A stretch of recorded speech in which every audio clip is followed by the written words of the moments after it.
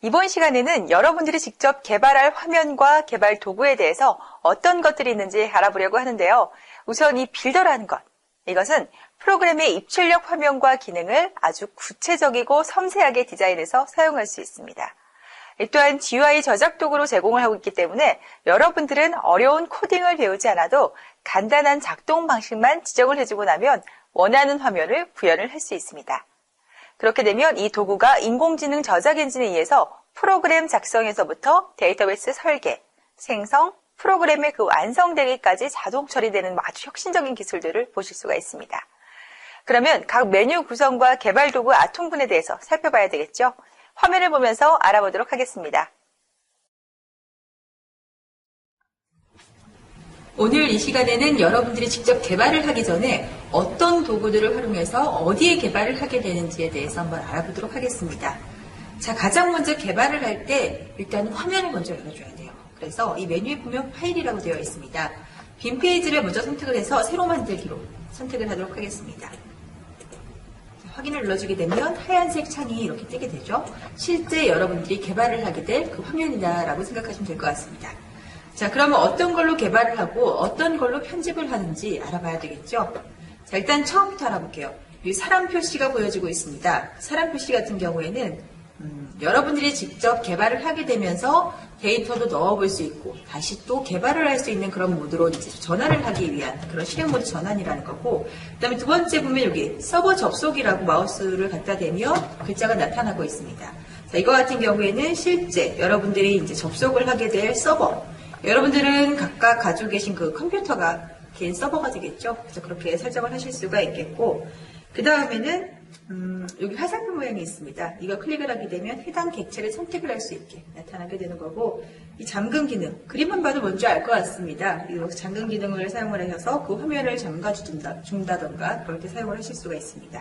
그 다음 저장된 파일이 있다라고 한다면 모델 열기를 사용을 하셔서 그 파일을 불러오고 하실 수가 있겠고, 그 다음 만들어진 그 화면을 가지고 여러분들 꼭 저장을 하셔야 됩니다. 꼭 모델 저장을 하셔서 그 이름, 우리가 마치 뭐 엑셀이나 워드나 파워포인트를 저장하듯이 파일 저장하는 것과 마찬가지가 있고, 그 다음에 에뮬레이터 기능이 있습니다. 이걸 클릭을 하게 되면 가상 화면이 이렇게 뜨게 돼요. 스마트폰의 화면인데 실제 개발을 하게 되면서 이제 스마트폰에서는 어떻게 보여질 거다라는 그런 가상 화면이 나타나게 됩니다. 그 다음에는 자, 여기에 보면은 복사하기 기능이 있습니다. 해당 객체를 복사를 해서 똑같은 거는 이제 일일이 만드실 필요 없이 복사도 하실 수가 있는데 이렇게 아이콘을 보면서도 복사하기 기능을 사용을 하실 수가 있겠고, 자, 여기에 보면은 붙여넣기, 복사한 걸 가지고 다른 프로세스, 그러니까 다른 화면에 저장을 할 수 있도록 이제 붙여넣기를 사용을 하실 수가 있습니다. 그다음 여기 모양이 있죠. 객체 속성 복사를 하는 겁니다. 각각 객체가 가지고 있는 여러 가지 속성들이 있어요. 뭐 스타일 속성이라던가 데이터 속성이라던가 이런 속성들을 그대로 복사를 해서 똑같이 다른 객체에다가 심어주실 수가 있습니다. 자, 여기 보면 또 항목 순서 설정이라고 되어 있어요. 자, 새로 만들기 시작한 것부터 이제 1번이 측정이 되게 될 텐데 이제 어떻게 진행되는지에 따라서 1번부터 마지막 번호까지 순서대로 번호를 매겨주실 수가 있습니다. 그 다음 여기에 눈금자 표시라고 나타나 있죠.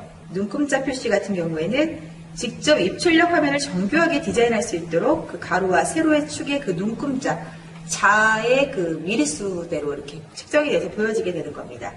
그 다음에 여기 하나 보니까 격자 보조선 표시라고 나타나 있네요. 이거는 간격과 색상을 지정해서 격자 문의점을 그 화면에 표시해 가면서 설정을 해주실 수가 있습니다. 이렇게 해서 제가 한 20이라고 설정을 해주게 되면 격자 색상 제가 잘 보이게 빨간색으로 할게요. 그럼 이렇게 점선 모양으로 혹시 보여지고 계시나요? 자, 이런 식으로 격자 무늬를 넣어서 직접 개발을 하실 수도 있습니다. 그 다음에 또 한 가지는 뭐 글자를 뭐 색상을 굳게 한다던가 색상을 넣는다던가 하는 것들은 여러분들이 너무나도 잘 알고 있는 속성들이기 때문에 한 번씩 직접 개발을 하면서 넣어보시기 바랍니다. 그 다음 또 한 가지, 좌측에 보면 여러 가지 제공되고 있는 그 도구들이 있습니다. 이런 도구들을 활용하실 수가 있는데 가장 먼저 디자인 도구를 눌러보세요.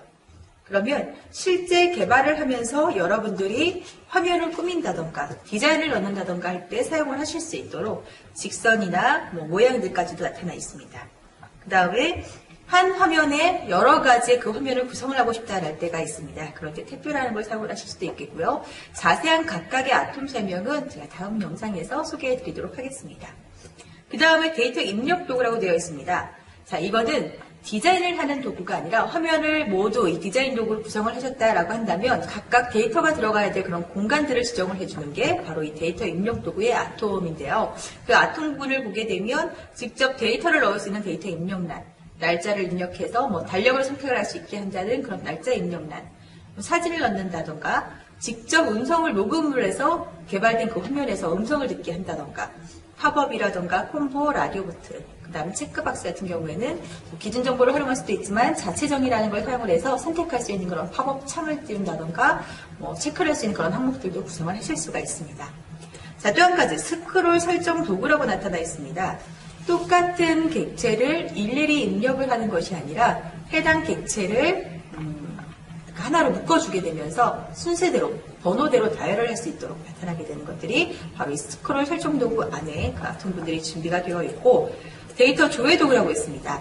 우리가 입력하는 화면만 만드는 것은 아니잖아요. 실제 출력하는 화면들을 만들어야 하기 때문에 이 검색창이라던가 뭐 예를 들면은 우리가 도서관 같은 데서 책을 찾을 때 그럴 때 검색창처럼 생긴 거에 원하는 그 도서 이름을 적어주죠. 그런 것과 마찬가지로 검색창의 이름들, 검색 조건, 그다음에 트리 같은 경우에는 메뉴를 구성할 때처럼 마찬가지로 상위 메뉴와 하위 메뉴를 나뉘어서 이렇게 구성을 하실 수가 있습니다.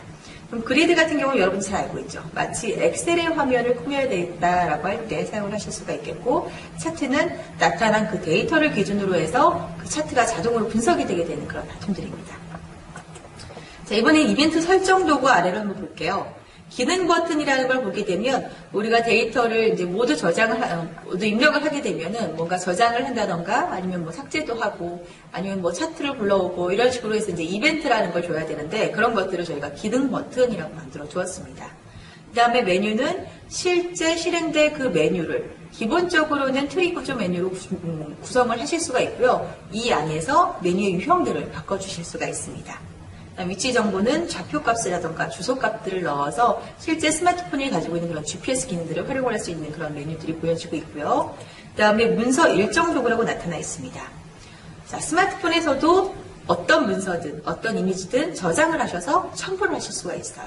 그래서 첨부할 수 있는 그런 통합 문서 관리가 나타나 있고 각 폴더별로, 파일별로 저장 처리까지 하실 수가 있습니다. 다음 스케줄 관리라고 해서 여러분들이 이제 자주 사용하게 되는 그런 아톰 중에 하나가 될 것 같은데요. 뭐 약속 시간을 잡는다던가 아니면은 해당 어떤 스케줄이 있다던가 할 때 이런 스케줄 관리라는 걸 사용을 해서 여러분들이 스스로 자기 스케줄을 관리도 하실 수가 있겠고요. 진행 표시란이라는 거는 여러분들이 인터넷상에서 많이 보셨을 거예요. 현재 진행 상태에 따라서 퍼센테이지가 변경이 된다던가 아니면 어떤 걸 클릭을 했는데 로딩 중이라는 그런 문구가 나타나게 되면서 긴 막대가 하나 보여질 거예요. 그런 것처럼 현재 진행되고 있는 그 표시를 해주는 진행 표시란을 구성을 하실 수가 있겠고, 일단 메시지 기능도 사용할 수 있습니다. 물론 비즈니스 앱이지만 학생들이 사용을 하게 된다면 해당 친구한테 메시지를 보낸다던가 그렇게 사용도 하실 수가 있겠고, 메시지란 기능은 문자 메시지뿐만이 아니라 이메일 기능들까지 모두 사용을 하실 수가 있습니다. 자, 이렇게 해서 지금 보신 이 메뉴들과 아이폰 편집 도구들, 그 다음에 여기 디자인 도구에서부터 문서 일정 도구의 아톰군들까지 사용을 해서 여러분들이 직접 예쁜 화면, 또 자신만이 맞는 그런 프로그램을 개발을 하실 수가 있습니다.